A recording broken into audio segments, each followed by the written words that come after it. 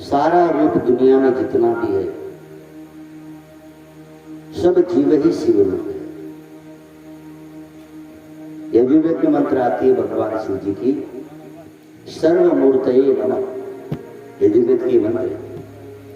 यानी दुनिया में मूर्ति मतलब हम और आप, जीव जंतु पशु पक्षी जो कुछ भी आप और हम देखते हैं ये सब शिव ही है। सर्वमूर्तये नमः, सब शिव है।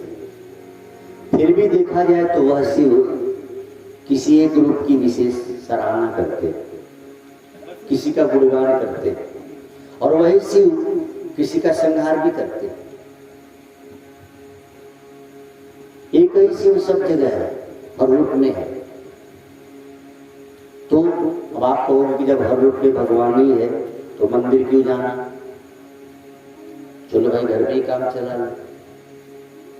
मंदिर बनाए किस लिए गए? शिवलिंग बनाया क्यों गया?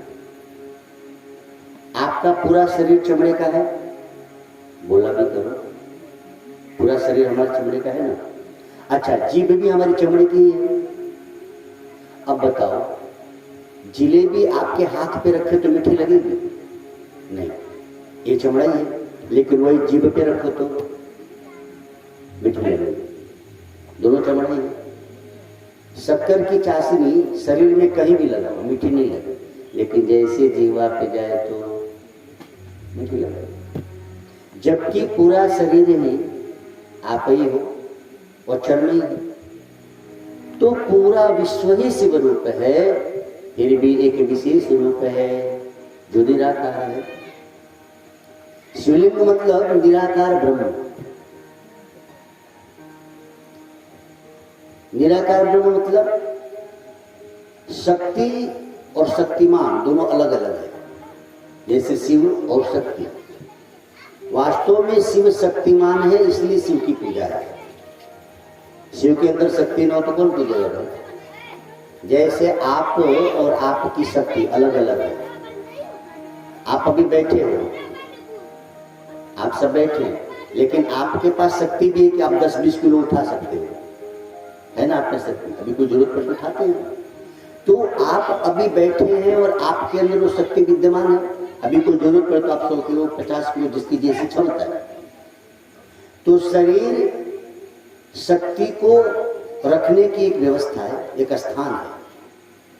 जैसे बैटरी में जो हम चार्ज किए बिजली को, इसी को डीसी बनाया, तो बिजली निराकार है, लेकिन बैटरी एक आकार में जिसने उसको कंट्रोल करके रखा है। अच्छा, बैटरी में से यदि बिजली खत्म हो जाए तो बैटरी काम की है क्या? नहीं। तो आपके शरीर से भी यदि शक्ति निकल जाए तो शरीर काम की है? नहीं। फिर लगता है कि मरी जाए तो अच्छा। कभी कभी कोई बीमार पड़े ना, शरीर काम नहीं करता, तो फिर उसके घर वाले भी कहते भैया चलिए जाए तो ठीक। तो निराकार ब्रह्म का प्रमाण है क्या? कि शिवलिंग। और कुछ लोग को तो बुद्धि ही नहीं ना, कुछ बेचारे तो कुछ भी सुना देते हैं और बुद्धि काम ही नहीं करती।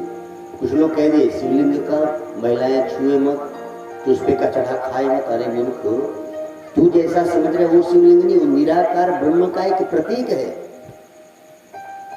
लेकिन बुद्धि वही है, जहां जैसी मति गति वैसे ही सुनाते रहते।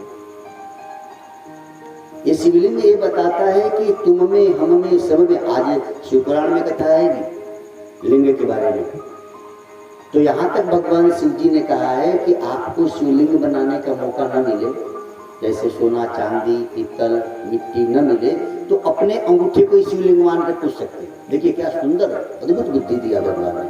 भगवान शिव जी शिव पुराण में कहते हैं कि समझो कहीं आप गए और आप कहाँ से मिट्टी लाओ, लिंग बनाओ, थाली लाओ, कहाँ करोगे? तो अपना अंगूठा है, ये हो गया शिवलिंग। शिव पुराण की पढ़ी बात मैं बता रहा हूँ, मन से नहीं। अब इसकी पूजा करो तो आप कहोगे सर अंगूठा तो मेरा है। नहीं, अंगूठा आपके शरीर में है, लेकिन अंगूठा में जो शक्ति है ऐसे होने की, ऐसे होने की, किसकी है? शिव की है ना। जैसे घर आपका है, घर में बल्ब आपका है, लेकिन बल्ब जिस पावर से जलता है वो बिजली सरकार की, आपकी नहीं सारा, इसलिए तो बिल बढ़ते। आपके घर में बल्ब आपका, घर आपका, लेकिन जो पावर आया है पावर हाउस से वो आपका है क्या? उत्तर प्रदेश सरकार है। तो ये अंगूठा यूं करो, ऐसे करो, ये हो कैसे रहा है? शिव की कृपा से हम अपने अंगूठे को ही शिवलिंग मान के पूजा कर सकते हैं। एक काम मैं करता हूँ रोज, आपसे भी कहूँ, आप भी करो। रोज भगवान शिव जी का अभिषेक हो सकता है प्रतिदिन, कुछ नहीं लगे, न दूध न दही न घी न मध न मंत्र पढ़ो। तो कैसे? आपका ये जो सिर है ना, ये सिर क्या है? शिवलिंग है, शिव जी का है, निराकार ब्रह्म का प्रमाण है। तो शिवपुराण में आया है कि आप जब स्नान करने बैठो, मैं करता हूँ रोज, तो जब जल डालते ना अपने ऊपर, तो एक जल डालो अपने ऊपर और आंख बंद करके मनी मन सोचो कि विश्वनाथ को नाला है, विश्वनाथ जो है काशी में, ये स्नान हो। मैं रोज करता हूँ, ओम नमः शिवाय, ओम नमः शिवाय, फिर जल गिराओ, ओम नमः शिवाय। आप नहा भी लिए और अभिषेक भी हो गया, क्योंकि हर जीव में ही शिव बैठा है। आपका चलना, आपका बोलना, आपका उठना बैठना उसी की कृपा से। आपके घर में फ्रिज चल रही है कि टीवी चल रहा है कि कूलर चल रहा है कि बल्ब जल रहा है, लेकिन लाइट गई तो सब बंद एक ही साथ। ऐसे ही हमारी आंखें देख रही हैं, कान सुन रहा है, जीभ बोल रही है, हाथ हिल रहा है, अभी निकल गया तो सब एक साथ बंद। प्राण निकल जाए तो ऐसा तो नहीं कि एक आंख दिखेगी एक आंख बंद हो गई, आधा ही निकला है, नहीं। जैसे बिजली गई तो सारे सिस्टम घर के ऑफ हो गए, वैसे शिव निकल गया तो ये जीव शव हो गया है, और इस शव में शिव है इसलिए जीव है। हाँ, समझ में आए तो बजाएंगे तो हम समझ, मुझे लगेगा आप समझ गए। तो ये शिव जो है हम सब में बैठा है। कल से स्नान करो ना अपने सिर पे, और अपना सिर मत मानो, ओम नमः शिवाय, ओम नमः शिवाय। जैसे शिव जी के शिवलिंग को सब धोते हैं, सो ओम नमः शिवाय, ओम नमः शिवाय, हर हर महादेव। स्नान भी हो गया, मैं रोज कर रखा हूँ। अब हम भले, मेरा सौभाग्य है कि मैं भगवान विश्वनाथ के पावन चरणों में जन्मा हूँ, काशी मेरी जन्मभूमि, लेकिन हम रह तो नहीं पाते। तो तन से हमारी उनकी दूरी हो सकती है, मन से कहाँ हो पाएगी? क्यों हो पाएगी? तन से भले दूर रहिए, मन से तो उनके चरणों में रहिए। तो हम सभी कर सकते हैं, सभी को करना चाहिए। अब हम ये निवेदन आपसे कर रहे थे कि आप ही ने अपनी कई फोटो खींची, सेल्फी आपने ली, कहीं घूमने गए, उसमें से एक आधा फोटो बड़ी अच्छी लगती है, या शादी विवाह में भी हमारी आपकी कई फोटो ली जाती है, उसमें से एक दो अच्छी लगती है तो उसको फ्रेमिंग करा देते हैं। ऐसे ही सारा देव ही स्वरूप है, शिव रूप है। इसमें से एक दो अवतार, एक दो विशेष है, जैसे भगवान विष्णु, ये विशेष है भगवान शिव जी का रूप। तो भगवान अपने ही इस रूप को विशेष पसंद करने लगे। वो फोटो अच्छी है, आप बहुत से काम किए हैं, लेकिन कोई विशेष काम किए हैं तो प्राय उसी का वर्णन करते हैं, उसी का वर्णन करते हैं कि भाई मैंने ये काम किया। ऐसे ही शिव जी भी ज्यादातर अपने विष्णु भगवान के ही स्वरूप वाला कथाएं सुनाते हैं। जैसे राम कथा पूरी किसने सुनाई? शिव जी ने। श्रीमद् भागवत की कथा किसने सुनाई? शिव जी ने। शिव ही सुखदेव बनकर आए थे। तो अपने ही स्वरूप का वर्णन करते हैं। तो आप कहोगे कि महाराज ये कौन सी बात हुई, भगवान अपने रूप का वर्णन खुद क्यों करते हैं? उसका एक कारण यह है, मानो देश का प्रधानमंत्री यहाँ से विदेश गए तो वहाँ क्या क्या फाइल पे साइन करके आए, क्या क्या वहां से ले देकर आए, वो न बताए तो हम जान पाएंगे क्या? उन्हीं को बताना पड़ेगा ना। तो ये दुनिया के मालिक है। एक देश के मालिक को भी कहीं विदेश से आता है तो उसे खुद बताना पड़ता है कि वो कहाँ गया था, उसने क्या क्या किया, तभी देश जान पाता है और फिर उसको जीवन में आता है।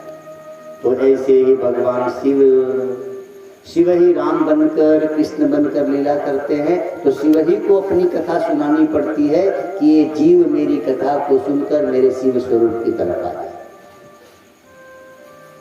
सोचो, राम जी ने क्या किया? समुद्र पे पुल बांधने से पहले लिंग था तो विधिवत करी पूजा। यानी राम जी हम सबको संदेश दे रहे हैं कि जब भी जीवन में कोई बड़ा काम करना हो तो पहले शिव की आराधना कर लो। और शिव के आराधना का फल देखिए कि उस जमाने में बंदरों को लेकर राम जी समुद्र पे पुल बांधने में सफल हो गए। इतनी टेक्नोलॉजी आगे गई है, लेकिन अभी तक भारत से श्रीलंका तक की पुल नहीं बनी है। सोचिए, बहुत विज्ञान आगे चला गया, लेकिन अभी भी भारत से और श्रीलंका के बीच में समुद्र पे पुल नहीं बनी। लेकिन शिव कृपा से भगवान श्री राघवेंद्र ने बंदरों की सहायता से उस जमाने में समुद्र पे पुल बांध लिए। तो ये संभव कैसे हुआ? शिव से। ये जीव यदि शिव की शरण हो जाए तो सब कुछ संभव हो जाएगा। यही राम जी समझाना चाहते हैं। तो राम जी क्या समझाना चाह रहे? राम जी के अंदर वो शिव ही तत्व है, यानी शिव अपने ही जीवों को अपने ही द्वारा ये बताना चाहते हैं कि तुम अपने स्वरूप को जानो तो सब कुछ करने में सफल हो जाओगे।